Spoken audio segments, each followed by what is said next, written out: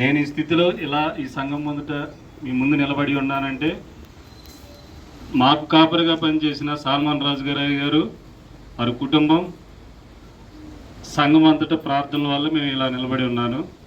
ఏ స్థితి నుంచి ఇక్కడికి నేను వచ్చి నిలబడి ఉన్నానో నా జీవితం ఏంటన్నది అయ్యగారికి అమ్మగారికి ఇక్కడ ఉన్న సంఘానికి మొత్తానికి తెలుసు. స్థిరంగా ఇక్కడికి వచ్చి నిలబడలేను, ఒక్కరోజు కూడా డ్యూటీ లేని స్థితిలో ఇక్కడికి వచ్చి నేను నిలబడి ఉన్నాను.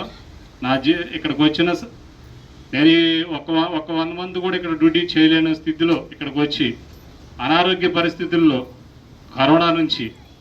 కరోనా సమయంలో ఇద్దరికి మా మిస్సెస్కి నాకు పిల్లలకి అందరికీ కోవిడ్ సోకినప్పుడు మమ్మల్ని ఆదరించిన దైవజనుడు సంఘం అంతా సపోర్ట్ చేసి మమ్మల్ని ఈ స్థితిలో నిలబెట్టిన అయ్యగారికి అమ్మగారికి అయ్యగారు ఇప్పుడు డానియల్ పాస్టర్ గారికి అమ్మగారులకు అందరికీ నా నిండు వందనాలు తెలియజేస్తున్నాను. మీ సంఘం ప్రతిదినం మీ కుటుంబ ప్రార్థనలో మమ్మల్ని జ్ఞాపకం చేసుకొని మా బిడ్డల విషయంలో ఎన్నోసార్లు అనారోగ్య పరిస్థితులు గుండా హాస్పిటల్లో ఉన్నప్పుడు ఆర్థికంగాను వాక్యం ద్వారా మమ్మల్ని బలపరిచి రక్షణలోనికి మమ్మల్ని మా కుటుంబాన్ని నడిపించిన అయ్యగారికి మా నిండు వందనాలు తెలియజేస్తూ ఉన్నాను. ఈ గొప్ప సాక్ష్యాన్ని దేవుడు దీవించును గాక. అటువంటిది నేను ఇంతకుముందు 10-12 సంవత్సరాలు అనేక చర్చిలకు వెళ్ళొచ్చాను. కానీ ఒక తండ్రిగా ఒక బిడ్డలకి అటువంటి స్థితిలో ఆశ్రయం కల్పించి అవసరంలో ఉన్నప్పుడు వారిని మేము వెళ్ళి నుంచి నేను చూసిన సంఘంలో దూరం నుంచి స్క్రీన్ల మీద చూసి వచ్చిన సంఘం నుంచే వచ్చాను బయటికి. మమ్మల్ని దగ్గరగా ఉండి చూసి నేను ఆ హాస్పిటల్లో హౌసింగ్ బోర్డులో అక్కడ హాస్పిటల్లో ఉన్నప్పుడు ఒక తండ్రిగా నా అనుకున్న వాళ్ళు నన్ను పరామర్శించడానికి వచ్చిన మొదటి వ్యక్తిగా ఎవరన్నా ఉన్నారంటే మా అయ్యగారు అమ్మగారు వారి కుటుంబం మొత్తం వచ్చి నన్ను పరామర్శించారు. హౌసింగ్ బోర్డులో నా కోసం ప్రయాసపడి వచ్చారు. ఆర్థికంగా నేను లేని స్థితిలో నాకు ఆర్థికంగా సహాయం చేసి మమ్మల్ని ఇక్కడ నిలబెట్టి మమ్మల్ని బలపరిచి భద్రపరిచారు. ఆరోగ్యంగా లేనప్పుడు నా కోసం వచ్చి ప్రత్యేకంగా వచ్చి ఇంటికి గృహ దర్శనాలకు గృహ కూడికల ద్వారా ఇంటికి వచ్చి మమ్మల్ని పరామర్శించి అన్ని విషయాల్లో మాకు ఎంత స్ఫూర్తినిచ్చిన అయ్యగారికి వారి కుటుంబానికి సంఘం అంతటికి నా నిండు వందనాలు తెలియజేస్తున్నాను. దేవునికి మహిమ ఘనత చెల్లునుగాక. మరి ఒకసారి అవకాశం ఇచ్చిన అయ్యగారులకు వందనాలు తెలుపుకుంటున్నాను. అయ్యగారి గురించి నా సాక్ష్యం ఏంటంటే సంఘం స్థాపించి 10-12 సంవత్సరాలని తెలుసు, కానీ నేను ఈ సంఘానికి వస్తుంది 4 సంవత్సరాల నుంచే. యాక్చువల్గా మీ అందరికీ తెలుసు బ్యాక్గ్రౌండ్ అంతా కూడా నాది సిఎస్ఐ. ఇప్పటికీ వెళ్తూ ఉన్నాము. ఆ సిఎస్ఐకి వెళ్ళి చేసినా కూడా పుట్టుపూర్వం నుంచి ఉన్నా కూడా ఆత్మీయంగా నేను బలపడింది హోలీ ట్రినిటీ సంఘంలోనే. అంటే నామమాత్రపు క్రైస్తవురాలు అనను, కానీ రెగ్యులర్గా వెళ్ళనప్పటికీ మనము ఒక వారం వెళ్ళకపోతే ఎందుకు రారు అని చెప్పి వేరే సంఘాలలో అడగరు, పరిస్థితి ఏంటి అని చెప్పి తెలుసుకోరు. కానీ ఈ సంఘంలో మట్టుకు నేను గమనించిందంటే కేవలం సంఘము బలపడేది సంఘ కాపరి ద్వారానే. అలాంటి సంఘ కాపరి సంఘంలో నేను ఈరోజు పాలిభాగస్తురాలైనందుకు ఎంతో ప్రభువునందు నేను గర్విస్తుంటున్నాను. ఆపద సమయంలో కూడా ఆర్థికంగా బలపరిచి మానసికంగా శారీరకంగా గృహ సందర్శనలు చేసిన అయ్యగారిని గురించి ఎంత చెప్పినా తక్కువే. అంటే ఈరోజు సమయం వచ్చిందని చెప్పే అవకాశం వచ్చిందని అందరి ముందు చెప్పే అవకాశం ఇచ్చిన దేవునికి నేను వందనాలు చెల్లిస్తూ ఉంటున్నాను. ఎంతోమంది సంఘస్థులను సంఘ కాపరులను చూస్తూ ఉన్నాను, ఫాస్టింగ్ ప్రేయర్స్ పెడుతున్నారు. ఎవరు వచ్చినా రాకున్నా ఒకరు వచ్చినా నాకేంటి, నేను సండే చేసుకుంటాను వెళ్ళిపోతున్నాననే సంఘ కాపరి కాదు. ఎవరన్నా రాలేని పరిస్థితిలో ఉన్నా వారిని తన బండి మీద తీసుకొచ్చి తిరిగి డ్రాప్ చేయడము. నేను ఒక్కదాన్ని కాదు, మేము మాట్లాడుకుంటూ ఉంటాం అన్నమాట. ఎందుకంటే సంఘ కాపరికి ఎందుకింత పరితాపము, ఎందుకింత సంఘస్థుల గురించి ఆలోచన అంటే ఆత్మల భారం కలిగిన సంఘస్థులు మాత్రమే ఈ రకమైన సేవ చేయగలరండి. ఇది రూఢిగా నేను చెప్పగలను. అదే రీతిగా చూసిన పిల్లలైనా తర్వాత అక్కైనా నాకు బంధువులు అయినప్పటికీ కూడా బంధువుల కంటే ఎక్కువ నేను సంఘస్థురాలుగానే నేను ఇంకెక్కువ వాళ్ళతో నా యొక్క సత్సంబంధాలు ఉన్నాయి. నా పిల్లల విషయంలో కూడా బాబుకు జాబ్ లేనప్పుడు ఒకసారి ఇంటర్వ్యూకి వెళుతున్నప్పుడు బండి లేనప్పుడు కూడా బంటి ఈరోజు అయ్యగారి స్థానంలో ఉన్నాడు. అయ్యగారు కూడా తన బండి ఇచ్చి నాన్న నువ్వు ఇంటర్వ్యూకి వెళ్ళేసిరా చెయ్యి అంటే ఇలాంటి ప్రోత్సాహము అనేది చాలా అరుదండి, చాలా అరుదండి. అంటే సంఘం ఈరోజు ఇంత సంఖ్యలో కనబడుతుంది అనేసి అంటే దాని వెనకాల కష్టము మామూలుగా ఉండదు.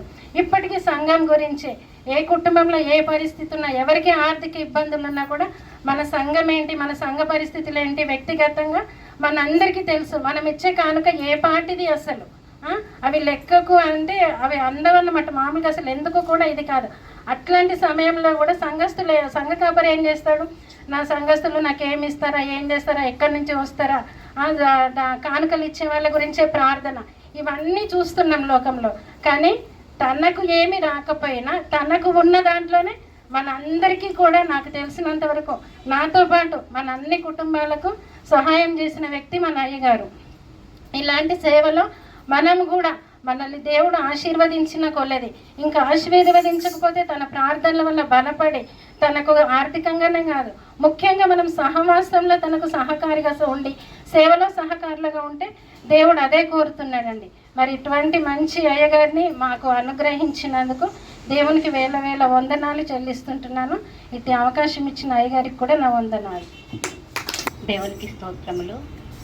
ఇట్టి అవకాశం ఇచ్చిన అయ్యగారులకి, అమ్మగారులకి, సంఘానికి నా వందనాలు. నేను ఇక్కడికి 4 years నుంచి వస్తున్నాను, 2022 నుంచి, జూలై నుంచి.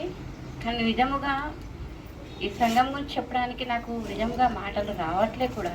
ఎందుకంటే నిజంగా బ్రదర్ అయితే నిజంగా మన ఆత్మీయ తండ్రి అంటే ఎట్టి అంటే ఖచ్చితంగా మన తండ్రి, ఆత్మీయ తండ్రి. ప్రతి కుటుంబంలో మన ఒక సభ్యుడు, మనం ఒక 4 ఉన్నామనుకోండి, అందులో 5వ తనుగా తను ఉంటారు. ప్రార్థనలో మనం ఎల్లప్పుడూ జ్ఞాపకం చేసుకునే వ్యక్తి మన సంఘంలో ఎవరున్నారంటే మొదటిగా మన దైవ సేవకులకే అనమాట. యాక్చువల్గా ఏంటంటే నేను వచ్చినప్పుడు నా స్థితి ఏంటంటే స్టేజ్ ఫియర్ ఉండేది. అసలు నిలబడాలంటే కూడా నాకు భయమే, కానీ మాట్లాడాలంటే భయమే. అలాంటిది ఈ దినము ప్రార్థించగలుగుతున్నా, మరి పాట పాడగలుగుతున్నా, అసలు ఈ విధంగా మాట్లాడగలుగుతుంటే కేవలం ప్రోత్సాహము. అటువంటి ప్రోత్సాహము వేరే సంఘాల్లో అయితే ఉండదు నాకు తెలిసి.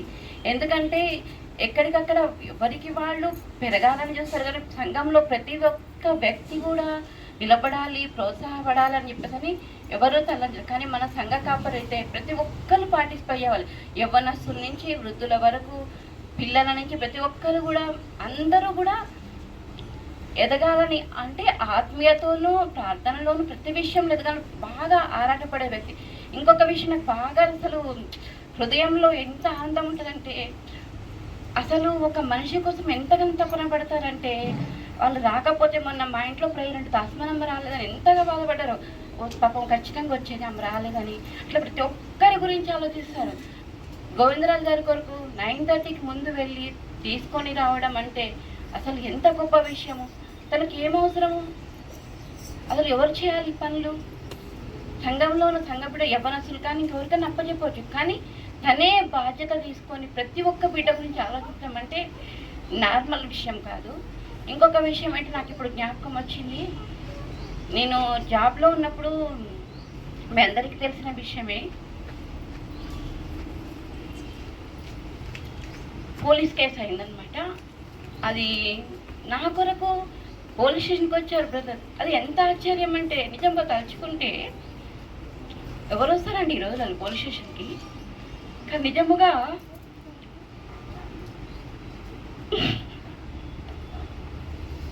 అటువంటి గొప్ప దైవశకుడిని మాకు ఇచ్చిన దేవాదేవుడికి వందనములు, స్తోత్రములు. అసలు నాకు మాటలు రావట్లేదు, చాలా ఉన్నాయి బ్రదర్ గురించి చెప్పాలంటే. యవ్వన వీళ్ళ గురించి ప్రోత్సహిస్తారు, స్త్రీల గురించి ప్రోత్సహిస్తారు, ప్రతి ఒక్కరిని దేవునిలో వాడవాలి అన్నీ అంటారు. కానీ నేను ప్రార్థనలో అంటే ప్రార్థన నేర్చుకోవడం కూడా ఇక్కడే. అసలు ప్రార్థించడం రాదు, చేస్తే ఏదో ఇంట్లో, కానీ అసలు ఇంత బాగా ప్రార్థించండి ప్రోత్సహించడం అంటే నార్మల్ విషయం కాదు.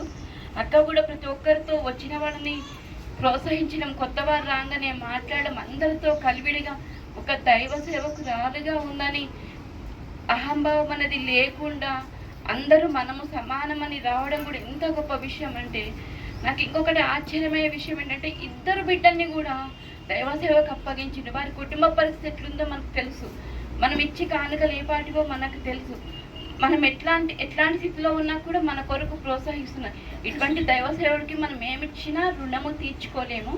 ఆ దేవుని మనం ప్రార్థిస్తాము. ప్రతి ఒక్కరూ ప్రతినిత్యము మన కుటుంబ ప్రార్థనలో ప్రార్థిస్తూ సేవకు కుటుంబానికి కొరకు మనం ప్రార్థించే వారంగా ఉండాలని నా మనవి.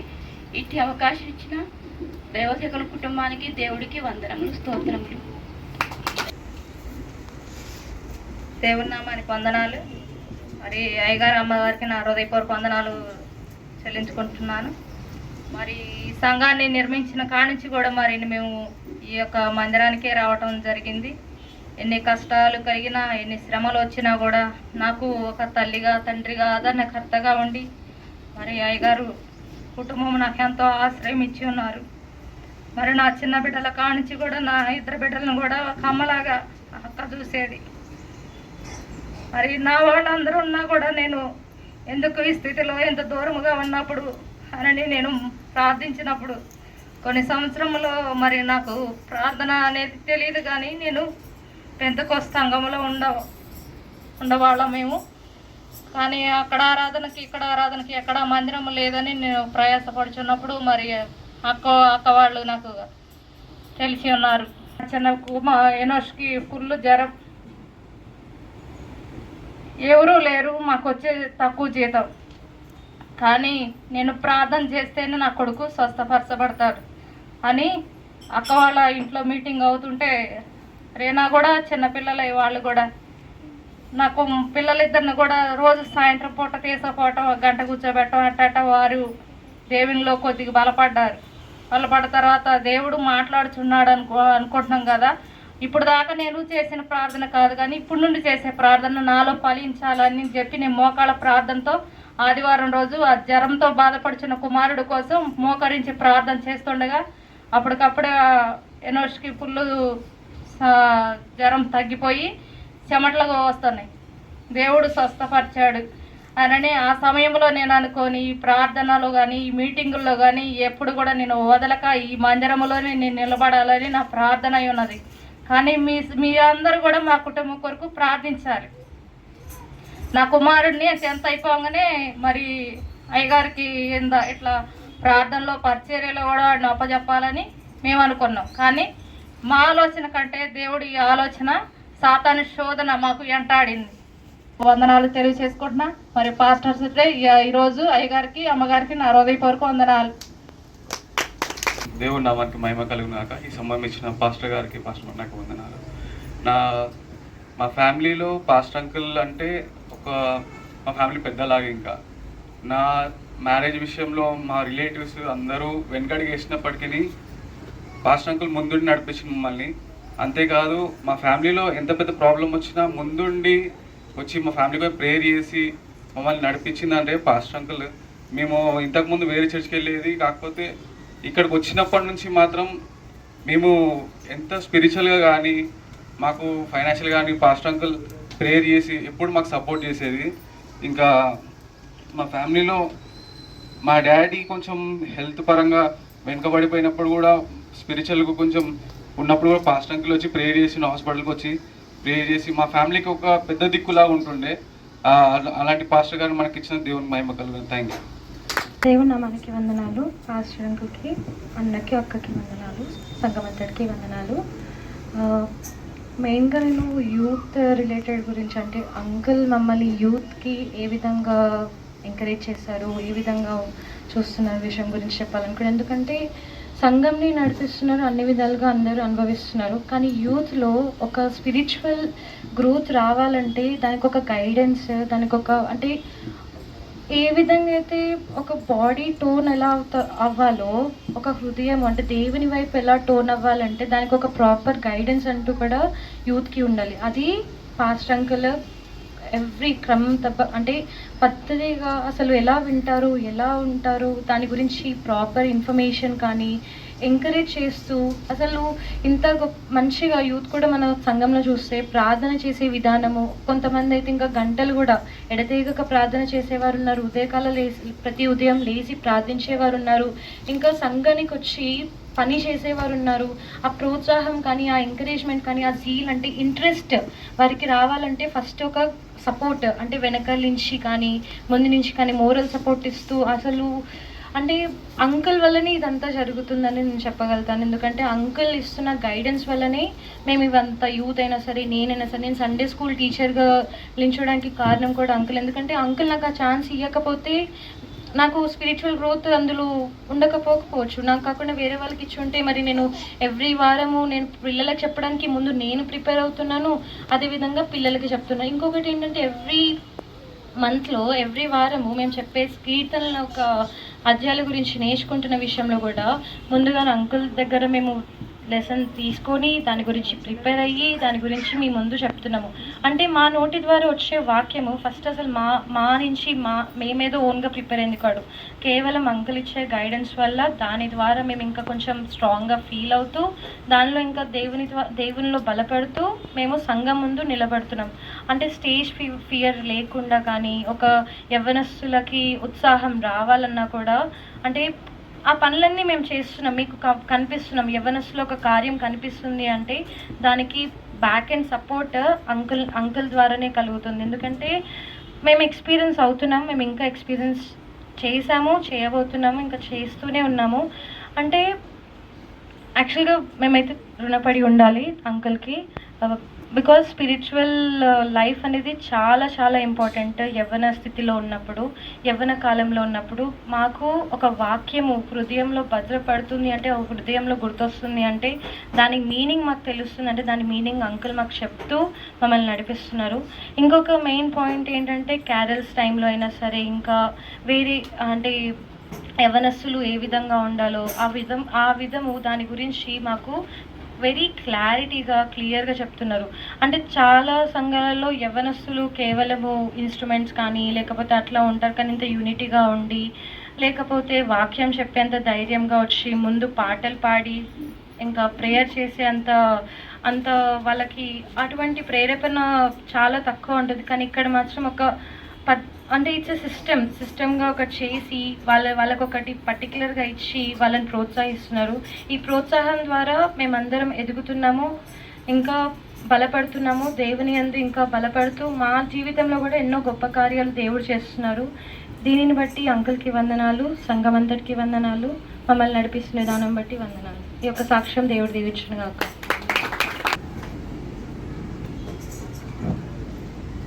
దేవునికి మహిమ కలుగును గాక. నాకు ఈ అవకాశం ఇచ్చిన అయ్యగారికి, అమ్మగారులకి, అక్కకి మా యొక్క హృదయపూర్వక కృతజ్ఞత స్థితులు. నా సాక్ష్యం ఏమిటంటే 2012లో హైదరాబాద్ వచ్చాను. కూకట్పల్లి ఆ ఏరియాలో ఉండేవాడిని. తర్వాత మా ఫ్యామిలీ మొత్తం ఊరెళ్ళిపోయినాక ఈ ప్రాంతం నేను రావాల్సి వచ్చింది. ఇక్కడికి ఈ ప్రాంతానికి నేను వచ్చేటప్పటికి పరిస్థితులు నేను మేస్త్రి పని చేస్తాను. మేస్త్రి పని కూలి కూడా అప్పటికి తక్కువ, చాలా తక్కువ అన్నమాట, 300. అది సీనియర్ మేస్త్రికి అయితే 300, 350 ఇచ్చేవాళ్ళు. మెయిన్ పనికి వెళ్తే మాకు 300 ఇచ్చేవాళ్ళు. అలాంటి స్థితిలో అయ్యగారు మాకు పరిచయం అయినారు. 60 గజాలు అనేసి అంబేద్కర్ నగర్లో రూమ్ తీసుకొని అక్కడ ఉంటే అయ్యగారు మాకు పెరిషాక్ ద్వారా పరిచయం అయినారు అనమాట. పెరిషాక్ ద్వారా పరిచయం అయితే ఆ పరిచయం అలాగా మందిరానికి రావడము, ఇచ్చట మంచి చెడ్డలు తెలుసుకోవడము, ఈ విషయాలన్నీ జరిగినాయి. అప్పుడు చాలా ఆర్థికంగా చాలా వెనుకబడి ఉన్నాం అన్నమాట. అంటే 300 కూలి, ఆ 300 కూలితో ఇంటి మొత్తం గడవాలి. నెక్స్ట్ అన్ని విషయాలు వారం రోజులు కనీసము పని కూడా ఉండేది కాదు. వారం రోజులు పని కూడా ఉండేది కాదు. వారంలో 2-3 రోజులు మాత్రమే ఉండేది పని. ఆ విధమైనటువంటి స్థితిలో మేము ఉంటుండగా సారోనికి తలనొప్పి, హెడేక్, విపరీతమైన హెడేక్ వచ్చింది. ఆ బాధతో ఏం చేయాలో అర్థం కానటువంటి పరిస్థితి. ఒక ఆమె దగ్గర 5,000 రూపాయలు తీసుకుంటుంది వడ్డీకి, 100కి 5 రూపాయలు వడ్డీ లెక్క తీసుకున్నాం అనమాట. తీసుకుంటే ఆమె 3 నెలలు 6 నెలలు టైం పెట్టింది. 2 నెలలు దాటినాక ప్రతిరోజు వచ్చి అడిగేది అనమాట. ఆమె నా పైసలు ఎప్పుడు ఇస్తారు, నా పైసలు ఎప్పుడు ఇస్తారు. 6 నెలలు టైం పెట్టాము కదమ్మా అంటే నా పైసలు ఎప్పుడు ఇస్తారు. అది కూడా మా బంగారం ఆమె దగ్గర పెట్టి 5,000 తీసుకున్నాము. బంగారం నీ దగ్గర ఉంది కదమ్మా, మరి పైసలకి డిమాండ్ చేస్తున్నావు అంటే ఆమె ఊరుకునేది కాదు. ఎప్పుడు నా పైసలు కావాలి, నా పైసలు కావాలని వచ్చేది.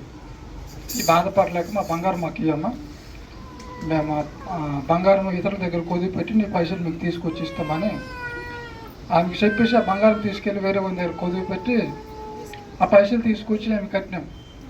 కట్టి ఈమెకి మొత్తము నా దగ్గర జమ చేసినవి ఒక 6-7 వేలు, ఆమె దగ్గర తీసుకున్న పైసలు ఒక 5,000, ఈ 11,000 పట్టుకొని మెహదీపట్నం వెళ్ళాం. ఈ 11,000 పట్టుకొని మెహదీపట్నం వెళ్తే 1,200 అయినాయి. అక్కడ అద్దాలకి 1,200 మాత్రమే అయినాయి. అయితే దేవుడు చేసిన అద్భుతం అనమాట. ఎంతో అవుతుంది మాకు తెలియదు అప్పుడు పరిస్థితి. ఎంతో అవుతుందని ఇన్ని పైసలు పట్టుకుని వెళ్తే 1,200కి అద్దాలు ఇచ్చిన వాళ్ళు తగ్గిపోద్ది వెళ్ళిపోండి అని చెప్పారు. దేవుడు మా జీవితంలో చేసిన మొట్టమొదటి అద్భుతం అనమాట అది ఇక్కడికి వచ్చినాక. ఆ విధంగా మరి ఆర్థికంగా ఉన్నప్పుడు మేము ఉన్నది చిన్న రేకుల రూము. ఆ రేకుల రూమ్లో చిన్నదనమాట, హైట్ కూడా తక్కువ. ఎండ వస్తే విపరీతమైన వేడి, ఆ వేడిలో ఉండటానికి మరి ఫ్యాన్ కొనుక్కోవడానికి కూడా స్తోమత లేనటువంటి స్థితి ఆ రోజులో. మరి కూలి కూడా సరిగా ఉండేది కాదు, కూలి పని కూడా సరిగా ఉండేది కాదు. అలాంటి స్థితి నుంచి అయ్యగారి ద్వారా అనేకమైన విషయాలు నేర్చుకొని ఈ మందిరానికి వచ్చినాక మరి ఏ విధంగా ఉండాలి, ఏ విధంగా ప్రార్థన చేయాలి, మరి మన స్థితి ఏ విధంగా ఉండాలి, మాదిరికరంగా ఏ విధంగా జీవించాలి, మనం ప్రార్థన చేస్తే దేవుడు వింటాడు. నాకు అనేకమైన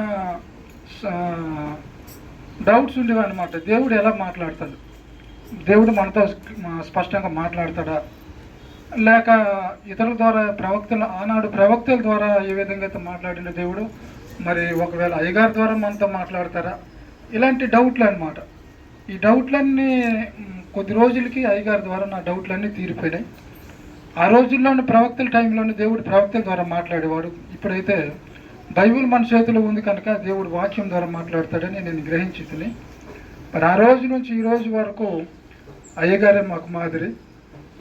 విశ్వాస విషయంలో అయితే మరి ఇతరులకు సహాయం చేసే విషయంలోనైతే మరి అనేకమైన బయట ప్రదేశాల్లో కనిపించినటువంటి వారు చేతులు చాచినప్పుడు ఎంత ఉంటే అంత వాళ్ళకి ఇవ్వగలిగేటటువంటి స్థితి కానీ, లేకుంటే వారు ఏది తింటారంటే అది ఇప్పించే పరిస్థితి ప్రక్రియ కానీ, దాతృత్వం చేసేటప్పుడు దాతృత్వం మనము కలిగి ఇవ్వాలని ఇతరులకు ఇచ్చేటప్పుడు ఈ విషయాలన్నీ నేర్చుకునేది అయ్యగారి ద్వారా. అయితే ఆయన్ని గొప్ప చేసేది మనమే. ఎందుకంటే మన ఆత్మీయ తండ్రి కనుక తన అడుగు జాడల్లో మనం నడవాలి. మరి తన మాదిరి పౌలు అంటున్నాడు మరి అపోస్తలులకు రాసిన కార్యంలోనూ, నేను క్రీస్తుని పోలి ఉన్న ప్రకారము, క్రీస్తుని పోలి నడుచుకున్న ప్రకారం నన్ను పోలి మీరు నడుచుకుని అంటున్నాడు. అదే విధముగా మరి మేము పనిచేస్తున్న స్థలంలో కూడా మరి ఎన్నో అవకతవకలు, ఇరుకులు, ఇబ్బందులు, ఒక్కొక్కసారి అయితే మరి పని ఎందుకు ఇక్కడ చేయాలి, మానేద్దాము అనేటటువంటి పరిస్థితులు కూడా మరి మాదిరి అయ్యగారు చూపినటువంటి మాదిరి ఓర్చుకోవాలి, లేక కోపపడకూడదు, లేక సహించాలి. ఇలాంటి విషయాలన్నీ అనేకములు మేము ఇద్దరం దేవుడు నేను పనిచేస్తాం అక్కడ. మరి ఎవరు ఇష్టానుసారంగా వారు ప్రవర్తించినప్పటికీ కూడా మా స్థితి అయితే అచ్చట మారలేదు. ఈ విధంగానే ఉండాలి అంతే, ఈ విధంగా ఉండాలంటే ఈ విధంగా ఉండాలి అంతే, అంతవరకే. మరి దీంట్లో మార్పులు చేర్పులు మరి ఏమీ లేవు. ఇది మేము అయ్యగారి ద్వారా నేర్చుకునేటటువంటి పాఠం. ఆ రోజు రేణమ్మ మరి దానియాలు చిన్నవారు మేము వచ్చేటప్పటికి. ఆ రోజు ఆ స్టేజ్ నుంచి ఈ స్టేజ్ వరకు వారు పెరిగి పెద్దవారు అయిపోయి సేవకులుగా మారినరు. మరి మాకెంతో సంతోషము దాని ద్వారా. మరి అక్క అయితే ప్రతిసారి మరి సొంత మా అక్కలు ఇద్దరు ఉన్నారు కానీ వారైనా అంత ప్రేమ మా మీద చూపించరేమో, అంత ప్రేమ. తిన్నారా లేదా మరి లేకుంటే ఏ విధంగా ఉండే పరిస్థితి ప్రతి వారం అడిగి తెలుసుకోవడము, ఈ విధంగా ఉండాలి, ఆ విధంగా ఉండాలి. మరి ఇలాంటి పరిస్థితి అన్నమాట. ఇంత సహవాసం నిలబడాలి, ఈ విధమైనటువంటి స్థితిలో మనం ఉండాలి, ఇతరులకు సహాయం చేసే విధానం ఈ విధంగా ఉండాలి. అనేకమైన విషయాలు మాకు నేర్పించింది. ఈ విషయాలన్నీ మేము అయ్యగారి ద్వారా అక్క ద్వారా మేము తెలుసుకున్నాం. మరి ఈ రోజైతే మా జీవితం ఫలభరితంగా ఉంది. దేవుడు మమ్మల్ని దీవించిండు, ఆశీర్వదించిండు. ఆ రోజు సైకిల్ తొక్కుకుంటూ 10-15 కిలోమీటర్లు కూడా వెళ్ళిన రోజులు ఉన్నాయి పనుల విషయంలో. దేవుడి నేనైతే ఎన్ని కిలోమీటర్లు వెళ్తానో మాకు లెక్క ఉండేది కాదు. ఒకే సైకిల్ మీద ఇద్దరం కూడా పనికి వెళ్ళినటువంటి రోజులు కూడా ఉన్నాయి. ఆ రోజులు దేవుడు మమ్మల్ని నుంచి తీసివేసి సమృద్ధిని అనుగ్రహించాడు. దేవునికి మహిమ కలుగును గాక. ఇంత చేసిన అయ్యగారికి కృతజ్ఞతలు చెల్లిస్తూ ఇంకా ముందుకు కొనసాగాలని, విశ్వాస జీవితంలో ముందుకు అడుగు వేయటానికి అయ్యగారి సహకారం తీసుకుంటూ దేవుని కృపలో ఇంక ఎదగాలని అనేకమైన కీర్తనలతో, అనేకమైన వాక్య ధ్యానంతో దేవుని సన్నిధిలో ఇంకా మేము ఎదగటానికి మా కొరకు, మా కుటుంబం కొరకు ప్రార్థన చేయండి. దేవుడి ఇచ్చిన సాక్ష్యం దీవించును గాక. ఆమేన్. Praise the Lord. Ayya is a down to earth person जहाँ तक मैंने देखा है. डैडी को 2022 में हार्ट अटैक आया था, जब भी अय्या साथ में ही थे.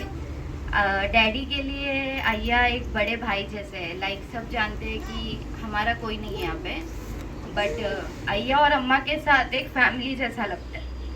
कुछ भी प्रॉब्लम हो तो डैडी और मम्मी पहले अय्या और अम्मा को ही सोचते हैं, और अय्या ऐसे कभी पीछे नहीं हटे हेल्प करने के लिए. अरमान का एक्सीडेंट भी हुआ था 2 ईयर बैक, तो डैडी ने पहले कॉल अय्या को ही किया, क्योंकि डैडी को हार्ट इशू है.